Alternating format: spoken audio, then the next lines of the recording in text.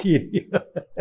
കൊച്ചു പിള്ളേരുടെ കാര്യം പറഞ്ഞ പോലെ ചിത്തരെന്ന് ഇങ്ങനെ നാണമില്ലേ ഈ വയസ്സാം കാലത്ത് റെക്കോർഡ് ഉണ്ടാക്കാൻ? നാട് ഭരിക്കാനല്ലേ, നാട് നന്നാക്കാനല്ലേ, നാടിന് സേവനം ചെയ്യാനല്ലേ മുഖ്യമന്ത്രിക്കകത്തേര്?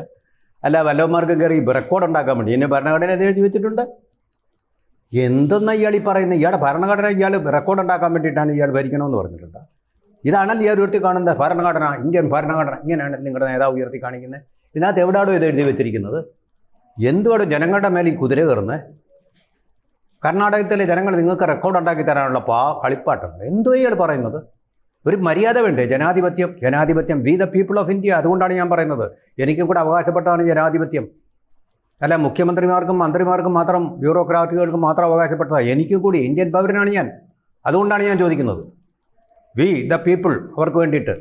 അവർക്ക് വേണ്ടി വേറെ ആരുമില്ല പറയാൻ.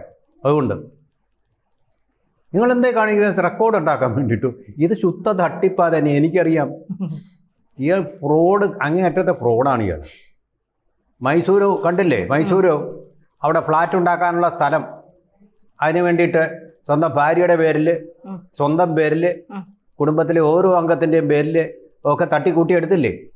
അന്വേഷണം, ഇ ഡി അന്വേഷണം വന്നപ്പോഴല്ലേ, ഇ ഡി ഉള്ളത് കൊണ്ടല്ലേ അത് തിരിച്ചു കിട്ടിയത് അല്ലേ? ശുദ്ധ ഗജ ഫ്രോഡാണ്, ഗജ ഫ്രോഡ്. അത് പറയാം, ശരിയാണ്. പിന്തുണ ദളിത വിഭാഗങ്ങളുടെ ഉണ്ട്, അതുപോലെ മുസ്ലിങ്ങളുടെ ഉണ്ട്. അതുകൊണ്ടെന്താ? Fraud is fraud, fraud is a fraud.